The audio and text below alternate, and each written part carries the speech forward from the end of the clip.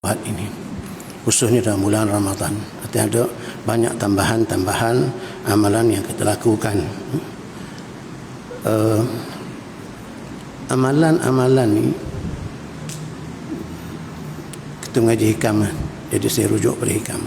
Al-amal suwarun qa'imah, sedekah, baca Quran dan lainnya, suwarun qa'imah itu hanyalah suar, gambar patung yang tegak, yang tidak bernyawa. Jadi amalan ni kalau dia semata-mata zahirnya sahaja yang kita jaga, maka dia hanya umpama patung. Kalau dalam istilah ulama terdahulu disebut bangkai, bangkai yang tidak bernyawa. Jadi ibadah ini adalah persembahan kita kepada Allah Subhanahu Wa Taala. Artinya kalau ibadah itu tanpa roh, tanpa nyawa, maka seolah-olah mempersembahkan bangkai, mempersembahkan patung yang tidak bernyawa. Jadi sebab itu kalau kita baca orang-orang kisah-kisah salafus saleh, mereka takut, bimbang, telah melakukan amalan, takut amalan itu sebagaimana disifatkan tadi. Sebab itu perlu dilihat pada sisi yang keduanya, itu yang disebut roh amalan itu. Jadi setiap amalan ada dua sisi, satu sisi zahirnya atau jasad amalan itu, dan satu sisi spiritualnya, batinnya, rohnya. Semua amalan ibadah itu begitu. Dan sambung apa yang disebut oleh Ibn Athaillah Sekandari, wa arwahuha, wujud adalah wujudnya keikhlasan, rahsia keikhlasan di dalam. Kalau tidak, maka sebagaimana yang disebutkan tadi, kita melakukan amalan ini, ibadah ini dengan harapan untuk diterima oleh Allah Subhanahu Wa Taala sebagai bekalan kita di akhirat nanti. Rasulullah SAW sendiri pun berdoa dalam hadis yang diriwayatkan. Rasulullah berdoa, inni as'aluka ilman nafi'a wa rizqan tayyiba wa amalan mutaqabbala. Wahai Allah, aku mohon kepada Engkau ilmu yang beri manfaat dan rezeki yang baik serta amalan yang diterima oleh Allah Subhanahu Wa Taala. Balik pada hikam, Allah menyebutkan, la amala arja lil qabul min amalin yaghibu anka syuhudu wa yahtaqiru indaka wujudu. Tidak ada amalan yang sangat diharap untuk diterima. Di amalan-amalan yang kita buat ni tak ada yang sangat diharap untuk diterima, melainkan kena ada dua sifat ini atau dua keadaan ini. Ketika kita beramal, kita melakukan ibadat, itu baru diharap untuk diterima atau menjadikan kita orang yang ikhlas kepada Allah Subhanahu Wa Taala tadi, yang merupakan roh bagi semua amalan. Apa dia? Yang pertama, la amal arja lil qabul min amalin yaghibu anka syuhuduh. Pertama, bila melakukan amalan mestilah membuang, menghilangkan. Dalam istilah itu disebut ghaib.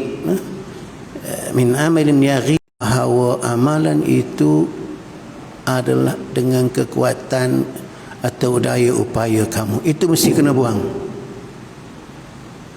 Itu syarat yang diharap untuk diterima amalan ini. Intinya jangan merasakan bahawa amalan itu dari kita sendiri.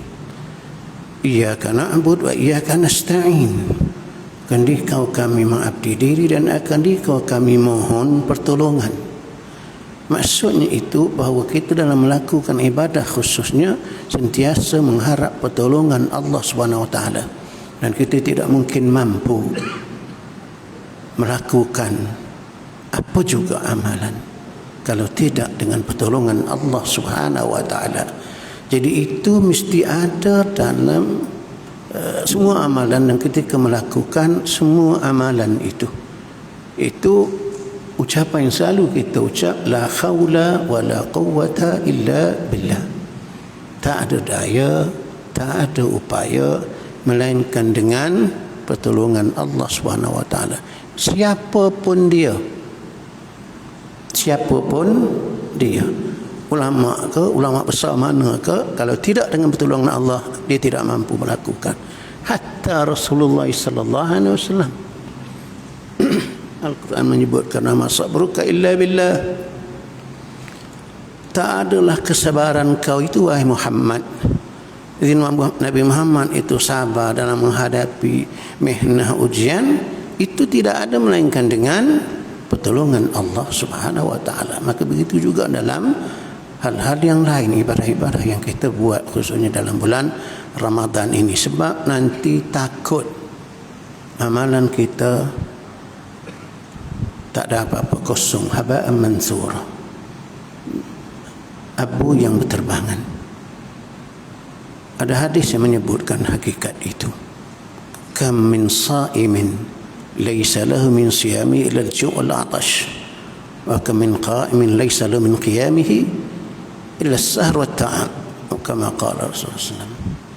Berapa ramai orang yang berpuasa tetapi dia tidak memperolehi, tak mendapat dari puasanya melainkan lapar dan dahaga. Antaranya kerana tidak memenuhi dua sisi amalan itu, zahir dan batin, rohnya. Dan berapa ramai orang yang berdiri malam, qiyamul lail, dalam konteks Ramadan, sembahyang tarawih, witir, tahajud dan lain-lain, tapi dia tidak mendapat daripada perbuatan itu, mendirikan itu, melainkan berjaga malam, letih berjaga dan penat, itu saja yang diperolehi. Jadi ini yang membimbangkan kita, sebab bagaimana disebutkan di awal tadi, kita melakukan amalan mengharapkan Allah terima amalan kita. Tapi itu antara syarat yang disebutkan oleh para ulama. Yang pertama tadi. Yang kedua, secara ringkas saya nak sebut apa ni, kita pun dah lewat, letih, ada 20 hari lagi, kalau panjang umur.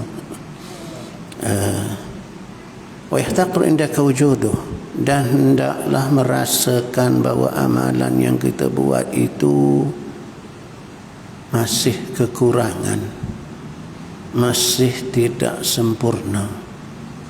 Kena ada rasa takut, rasa bimbang, takut apa yang kita buat itu tidak menepati apa yang dikehendaki oleh Allah dan Rasulnya. Itu yang kedua. Dua perkara ini kena ada, kena sentiasa ada. Dan itulah sifat orang yang beriman. Sebagaimana firman Allah dalam surah Al-Mu'minun, dalam surah Al-Mu'minun, walladzina yu'tuna ma ataw wa qulubuhum wajilah annahum ila rabbihim raji'un. Ayat 6, ayat 60 surah Al-Mu'minun. Itu menyatakan antara sifat orang yang beriman, itu orang-orang walladzina yu'tuna ma ataw, dan orang-orang yang mendatangkan apa yang dia datangkan. Itu dari segi lughahnya, dari segi bahasanya, atau itu makna mendatangkan, atau orang-orang yang melakukan, membuat apa yang dia buat. Wa qulubuhum wajilah, dan hati mereka takut, bimbang. Annahum ila rabbihim raji'un, dan sesungguhnya mereka yakin bahawa mereka akan dikembalikan kepada Allah Subhanahu Wa Taala. Bagaimana yang pernah saya sebutkan, Sayyidatina Aisyah ketika mendengar ayat ini, dia confused, dia tak faham ayatnya, apa maksud ayat ini. Itu tara Sayyidatina Aisyah, dia bertanya Rasulullah, huwa alladhi yazni wa yasriq wa yashrabul khamra wa yakhafullah. apakah ayat ini berkenaan dengan seorang yang beriman tetapi dia berzina, dia minum arak, dia mencuri, kemudian dia takutkan Allah.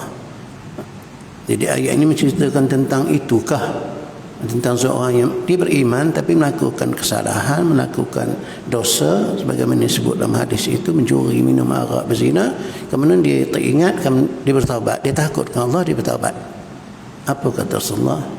La ya bintas Siddiq, bukan itu maksud ayat itu, wahai anak puan putri Abu Bakar As-Siddiq. Tiba ayat itu bermaksud huwa alladhi yusalli wa yasum wa yatasaddaq wa yakhafu an alla yataqabbal Allah min. Ayat itu bermaksud yaitu seorang beriman yang sembahyang, yang berpuasa dan bersedekah, tetapi dia bimbang, dia takut kalau amalannya tidak diterima oleh Allah Subhanahu wa taala. Itu hasil orang yang beriman yang disebut oleh Ibn Athaillah Sekandari tadi. Yang kedua, antara amalan yang dia diharap untuk diterima Allah, yang pertama tadi mesti tabarri minal quwwah, melepaskan diri daripada kekuatan diri. Jangan merasa bahawa kita punya kekuatan sendiri untuk melakukan amalan. Dan yang kedua, mesti melihat amalan yang kita buat dengan penglihatan kekurangan. Jadi terus memohon keampunan Allah SWT dan terus memohon agar amalan yang kita buat diterima Allah SWT walaupun penuh dengan kecacatan itu, insya-Allah, dengan kesungguhan kita. Karena Ibn Athaillah juga disebut, kalaulah sekiranya amalan ini hanya diterima yang sempurna saja, semua amalan kita akan ditolak. Sebab masih banyak kekurangan dalam melakukan amalan. Tapi kita mengharapkan rahmat Allah Subhanahu wa taala, kasih sayang Allah lebih balik di bulan Ramadan ini agar menerima amalan kita yang seadanya. Itulah harapan kita. Banyak-banyaklah berdoa